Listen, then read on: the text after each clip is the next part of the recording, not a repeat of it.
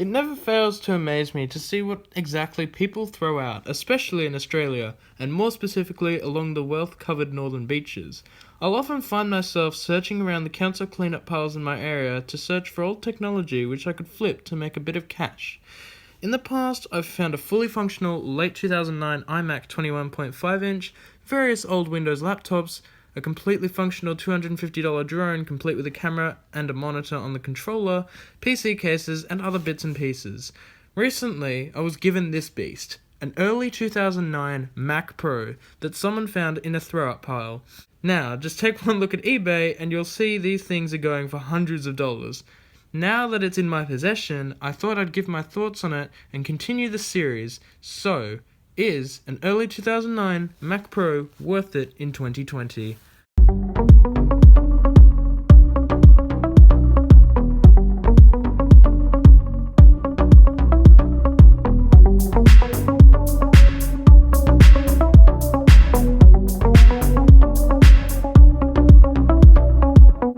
First, I'm going to walk you through the design. For a 2009 computer, it actually still looks relatively modern. Okay, sure, it's a bit of a dated look, but compared to almost every other PC from the same time, the Mac Pro has aged almost not at all. The build quality is outstanding.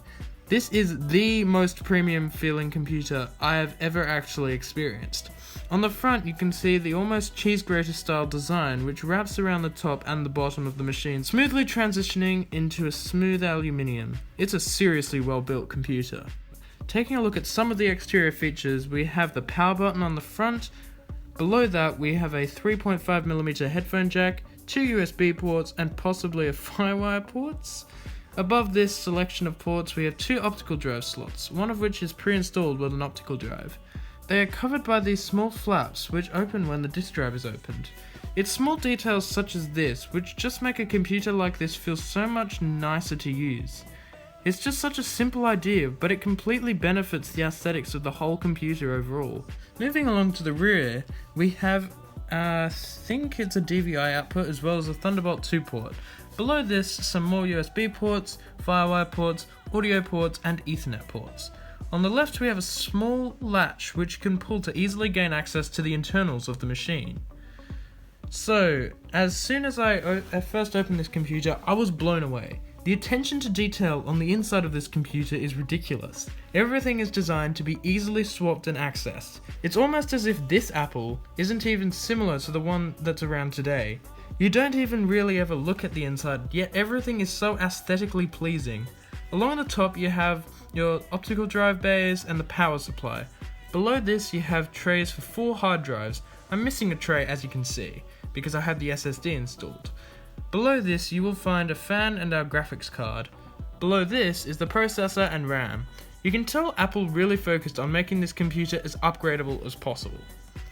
Alright, so let's move along to the specs. My example has been upgraded to Mojave as El Capitan is the latest OS Apple themselves will let you upgrade to on the early 2009 Mac Pros. Mojave runs completely flawlessly on this machine though. The boot up time is actually even faster than that of my 2016 MacBook Pro, which is just insane. This is partly due to the 60GB SSD I found included with this computer.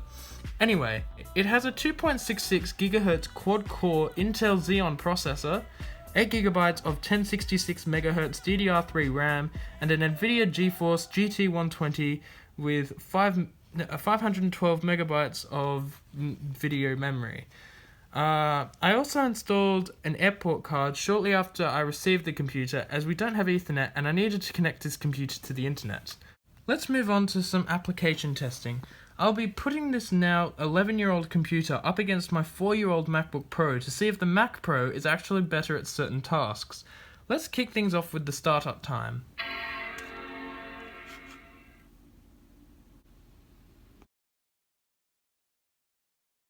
As we can see, the Mac Pro actually boots up faster. Let's try some web browsing. I'll be using Safari on both machines as there are a fair few glitches with Chrome on the Mac Pro for some reason. The experience is very smooth on both machines, however pages load faster on the MacBook usually.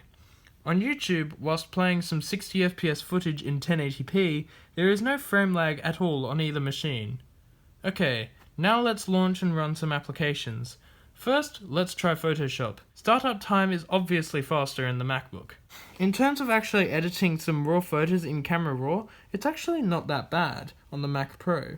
Whilst it isn't as smooth as the MacBook, it's definitely still usable. Let's try some video editing.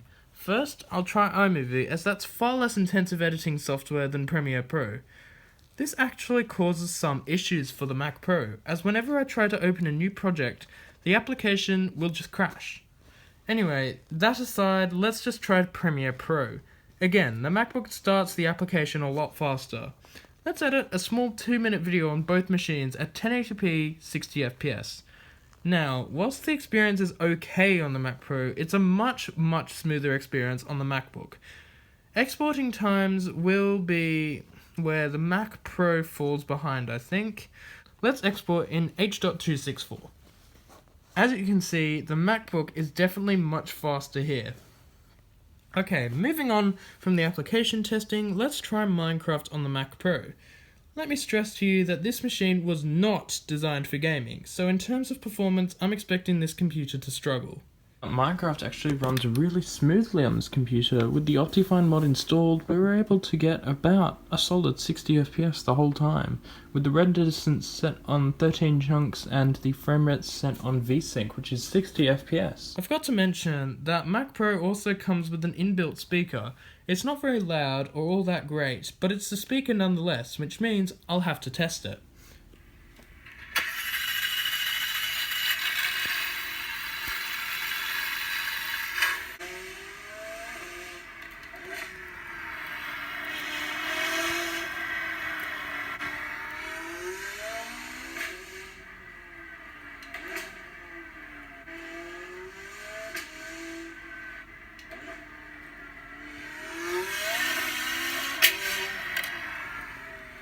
So, this is Mac Pro in 2020. It's a fantastic computer, and I'm actually really tempted to hold on to it and replace my iMac with it, as it's so much better.